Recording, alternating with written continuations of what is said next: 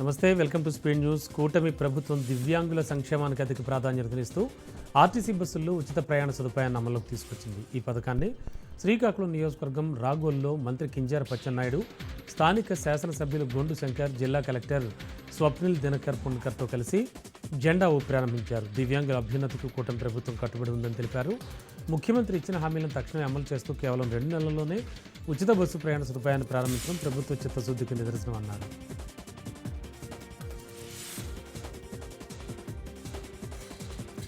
రాష్ట్ర ప్రభుత్వం వికలాంగుల కోసం ప్రవేశపెట్టిన దివ్యాంగ శక్తి పథకాన్ని రవాణా శాఖ మంత్రి మండిపల్లి రాంప్రసాద్ రెడ్డి ప్రారంభించారు.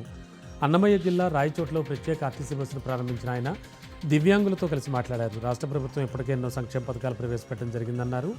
గతేడాది ఆగస్టు 15 నుంచి రాష్ట్రంలోని మహిళల కోసం స్త్రీ శక్తి పథకాన్ని ప్రారంభించడం జరిగిందన్నారు. సూపర్ 6 పథకాలు అమలు చేస్తున్నట్లు వివరించారు.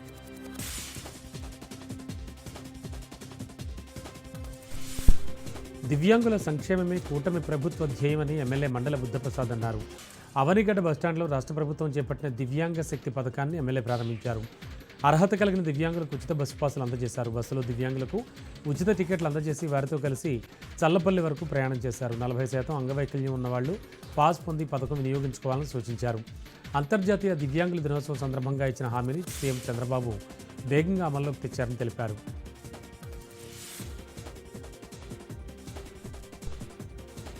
ఉమ్మడి పశ్చిమ గోదావరి జిల్లా ఉండిలో దివ్యాంగ శక్తి పథకాన్ని జిల్లా జాయింట్ కలెక్టర్ రాహుల్ కుమార్ రెడ్డితో కలిసి ఉండి ఎమ్మెల్యే ఉపసభాపతి రఘురామకృష్ణరాజు జెండా ఊపి ప్రారంభించారు. అనంతరం దివ్యాంగులతో కలిసి బస్సులో ప్రయాణించారు. దివ్యాంగులను చిన్నచూపు చూడకుండా వారిని ఆదరించి సముచిత స్థానం కల్పించాలనేదే ప్రభుత్వ ఉద్దేశం అన్నారు. దివ్యాంగ శక్తి పథకం ద్వారా దివ్యాంగులకు ఉచిత ప్రయాణం ఎంతో ఉపయోగకరంగా ఉంటుందన్నారు.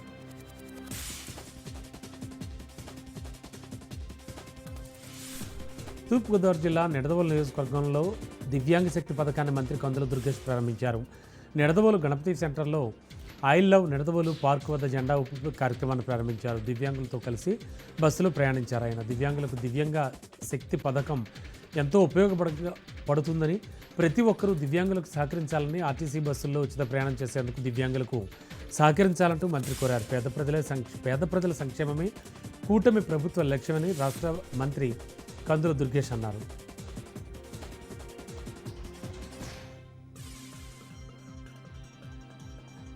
అటు పశ్చిమ గోదావరి జిల్లా భీమవరంలో జరిగిన దివ్యాంగ శక్తి కార్యక్రమంలో ప్రోటోకాల్ వివాదం తలెత్తింది. భీమవరం నియోజకవర్గ టీడీపీ ఇన్ఛార్జ్, రాజ్యసభ మాజీ సభ్యురాలు తోట సీతారామలక్ష్మి ప్రోటోకాల్ ప్రకారం ముందు వరుసలో పిలవకుండా తర్వాత పిలవడంతో సీతారామలక్ష్మి తీవ్ర ఆగ్రహం వ్యక్తం చేశారు. అయితే కలెక్టర్ రామాంజనేయులు ఎంత బతిమాలినా ముందుగా సీతారామలక్ష్మి వేదికపైకి వెళ్ళలేదు. అయిపోయింది, వేదిక మీదకి రావాలంటూ ఎమ్మెల్యే రామాంజనేయులు అనడంతో అవ్వలేదు, ఇప్పుడే మొదలైందని సీతారామలక్ష్మి ఎమ్మెల్యే రామాంజనేయులకు స్ట్రాంగ్ కౌంటర్ ఇచ్చారు.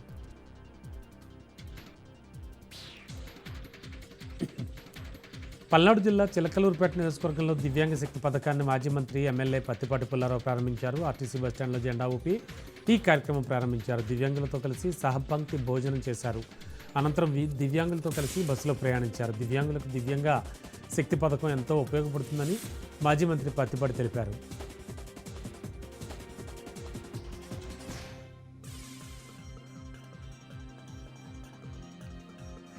దివ్యాంగుల అభివృద్ధికి కూటమి ప్రభుత్వం కృషి చేస్తుందని ఎమ్మెల్యే కందికుంట వెంకటప్రసాద్ అన్నారు. శ్రీ సత్యసాయి జిల్లా కదిరి ఆర్టీసీ బస్టాండ్ ప్రాంగణంలో దివ్యాంగ శక్తి పథకం కార్యక్రమంలో ఎమ్మెల్యే కందికుంట వెంకటప్రసాద్ పాల్గొన్నారు. రాష్ట్రంలో దివ్యాంగులకు పెన్షన్ పెంచి ఆర్థికంగా ఇబ్బందులు లేకుండా చేసిందన్నారు. అదేవిధంగా దివ్యాంగ శక్తి పథకం ద్వారా ఆర్టీసీ బస్సుల్లో దివ్యాంగులకు ఉచిత ప్రయాణ సౌకర్యం అందుబాటులోకి సీఎం చంద్రబాబు తీసుకుని వచ్చారన్నారు. దివ్యాంగులకు పాసులను ఎమ్మెల్యే అందజేశారు.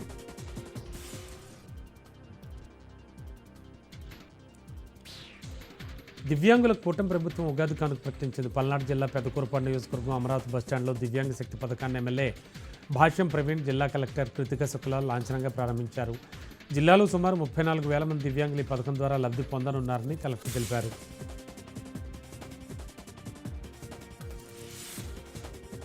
కాకినాడ జిల్లా పెద్దాపురంలో దివ్యాంగ శక్తి పథకం ప్రారంభించారు ఎమ్మెల్యే నిమ్మకాయల చినరాజప్ప. దివ్యాంగుల సంక్షేమానికి కూటమి ప్రభుత్వం కట్టుబడి ఉందని ఎమ్మెల్యే తెలిపారు. దివ్యాంగులకు ఉచిత బస్సు ప్రయాణాన్ని ప్రారంభించారు. 40% పైగా వైకల్యం ఉన్న వారి పథకానికి అర్హులని, వారితో పాటు వచ్చే సహాయకులకు 50% రాయితీ కల్పిస్తున్నట్లు తెలిపారు. City ordinary, Palle Velugu, ultra Palle Velugu, express బస్సుల్లో ఉచిత ప్రయాణం అందుబాటులో ఉంటుందని వెల్లడించారు. అనంతరం ఎమ్మెల్యే దివ్యాంగులతో కలిసి ఆర్టీసీ బస్సులో ప్రయాణించి వారి సమస్యలు, అభిప్రాయాలు అడుగు తెలుసుకున్నారు.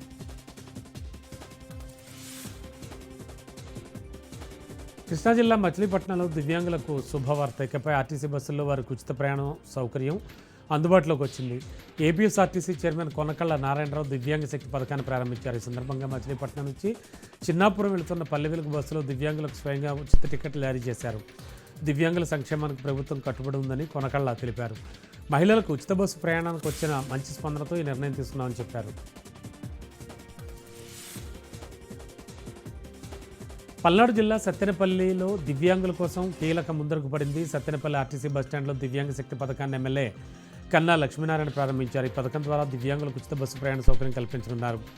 ఈ సందర్భంగా ఎమ్మెల్యే ఉచిత దివ్యాంగులకు స్వయంగా బస్సు పాసులు అందజేశారు. అనంతరం దివ్యాంగులతో కలిసి బస్సులో ప్రయాణించి వారి సమస్యలు అడిగి తెలుసుకున్నారు.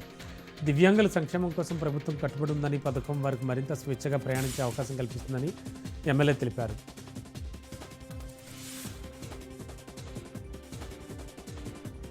దివ్యాంగులకు ఉచిత బస్సు ప్రయాణం మంత్రాలయంలో టీడీపీ ఇన్ఛార్జ్ రాఘవేందర్ రెడ్డి ప్రారంభించారు. ఈ సందర్భంగా మంత్రాలయం ఆర్టీసీ బస్టాండ్ ఆవరణలో బస్సు పూజలు చేసి దివ్యాంగులతో కలిసి బస్సులో ప్రయాణించారు. అనంతరం స్వయంగా బస్సు నడుపుతూ ప్రత్యేక ఆకర్షణగా నిలిచారు. ఈ సందర్భంగా రాఘవేందర్ రెడ్డి మాట్లాడారు. ముఖ్యమంత్రి చంద్రబాబు నాయుడు తీసుకొచ్చిన ఈ శక్తి పథకం దివ్యాంగులకు ఎంతో ఉపయోగపడుతుందని, వారు స్వేచ్ఛగా ప్రయాణించేందుకు ఇది గొప్ప అవకాశం అన్నారు. ప్రతి ఒక్కరూ ఈ పథకాన్ని వినియోగించుకోవాలని తెలిపారు.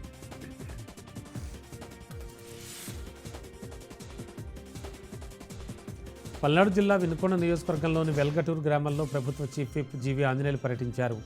రైతన్న మీకోసం వారోత్సవాల్లో భాగంగా గ్రామంలో ఇంటింటి ప్రచారం నిర్వహించి రైతుల సాధక పథకాలను అడిగి తెలుసుకున్నారు. ప్రకృతి వ్యవసాయం, సాగు పంటలను సందర్శించిన ఆయన సాగు పత్తుల వివరాలను రైతులను అడిగి తెలుసుకున్నారు. స్వయంగా రైతులతో కలిసి క్షేత్రస్థాయిలో వ్యవసాయ పనుల గురించి చర్చించారు.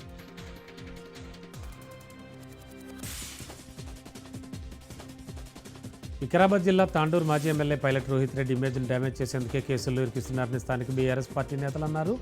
తాండూరులో బీఆర్ఎస్ పార్టీ నేతలు మీడియా సమావేశం నిర్వహించారు. తాండూరు మాజీ ఎమ్మెల్యే రోహిత్ రెడ్డిపై ఈ నెల 15న జరిగిన డ్రగ్స్ కేసులో కుట్రలు దాగి ఉన్నాయని అన్నారు.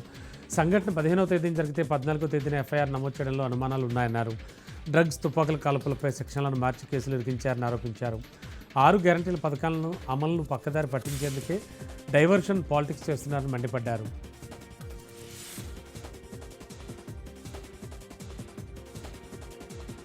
సూర్యాపేట జిల్లా కోదాడలో రైతులు ఆందోళన చేపట్టారు. సాగునీరు అందక చివరాయి కట్టు భూముల్లో పంటలు ఎండిపోతున్నాయని రైతులు ఆందోళన వ్యక్తం చేస్తున్నారు. కోదాడ మండలంలోని కాపుగల్లు, నల్లబండగూడెం, ద్వారకుంట, రెడ్లకుంట గ్రామాల రైతులు ఆర్కే మేజర్ కాలువల్లోకి దిగి నిరసన చేపట్టారు. ప్రస్తుతం 15 రోజులకు ఒకసారి వంతులవారీగా నీరు విడుదల చేస్తున్నప్పటికీ ఆ నీరు చివరి భూములకు అందడం లేదని రైతులు వాపోతున్నారు.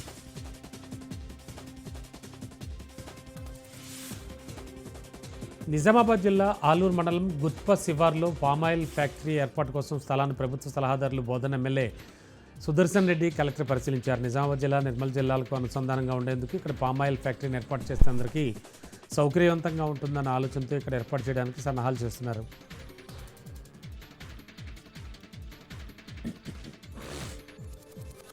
ఉత్తరాంధ్ర ఇలవేలుపు అనకాపల్లి నూకాంబిక అమ్మవారి కొత్త అమావాస్య నెల పండుగ జాతర మహోత్సవం సందర్భంగా రాష్ట్ర ప్రభుత్వం తరపున అమ్మవారికి జిల్లా ఇన్ఛార్జి మంత్రి కొల్లు రవీంద్ర పట్టువస్త్రాలు సమర్పించారు. నెల రోజుల పాటు జరగనున్న అమ్మవారి జాతరకు భక్తులకు ఎలాంటి ఆటంకం కలగకుండా దేవాదాయ శాఖ తగిన ఏర్పాట్లు చేసింది. ఈ సందర్భంగా ఆలయ కమిటీ చైర్మన్ పీలా నాగశ్రీని మాట్లాడారు. నూకాలం అమ్మవారి ఉత్సవాలను వైభవంగా నిర్వహించేందుకు ఏర్పాటు చేశామని, నెల రోజుల పాటు జరిగే ఉత్సవాల్లో వేలాది మంది భక్తులు పాల్గొంటారని తెలిపారు.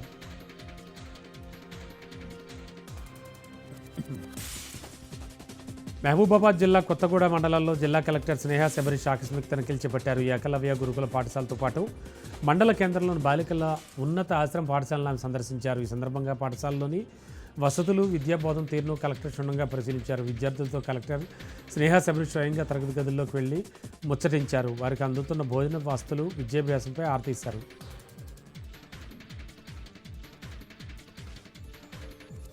అనకాపల్లి జిల్లా బుచ్చేపేట మండలం వడ్డాదిలో గ్యాస్ సిలిండర్ల కోసం వినియోగదారుల మధ్య తోపులాట చోటు చేసుకుంది. ఒకేసారి వినియోగదారులు రావడంతో గ్యాస్ ఏజెన్సీ నిర్వాహకులు సిలిండర్లు అందించలేక ఇబ్బంది పడ్డారు. చివరకు పోలీసుల బందోబస్తు మధ్య గ్యాస్ పంపిణీ చేయాల్సి వచ్చింది.